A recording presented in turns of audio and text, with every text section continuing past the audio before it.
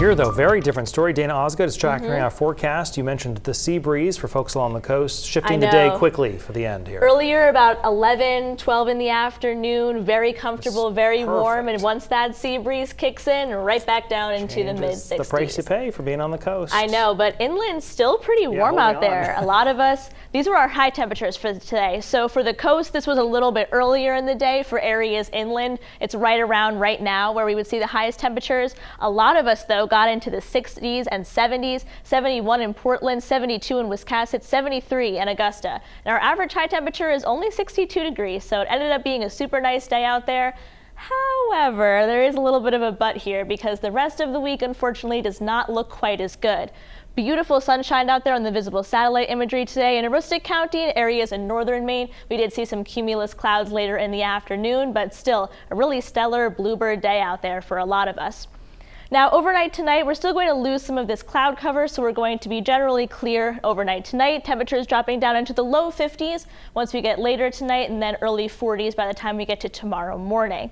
Now, tomorrow morning isn't going to start out rainy. In fact, a lot of us after sunrise still going to see plenty of sunshine early in the morning, pretty similar to what we saw today. And I think areas, especially in northern and eastern Maine, will end up getting kind of the first half of the day being pretty good out there. But this is when our next system begins to move in.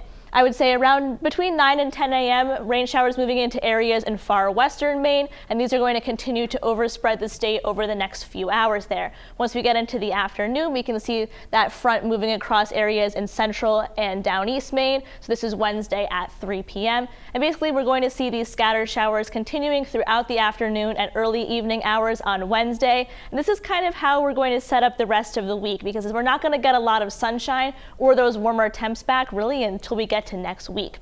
So then Thursday, that first system moves out, but Thursday doesn't really clear out very well. We still end up with mostly cloudy to overcast skies, pretty dreary out there too, temps only in the low 50s for high temperatures. And then we get our second system. Now this one for Friday is a little bit tricky, and the setup for that is kind of really going to depend. Both our Friday forecast and the weekend forecast will be very dependent on this system.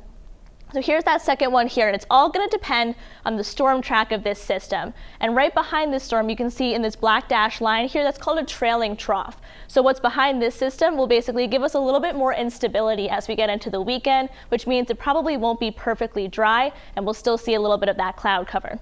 So here the European model is much more progressive, and this storm almost completely misses us. So we end up with some clouds on Friday, but a lot less precipitation.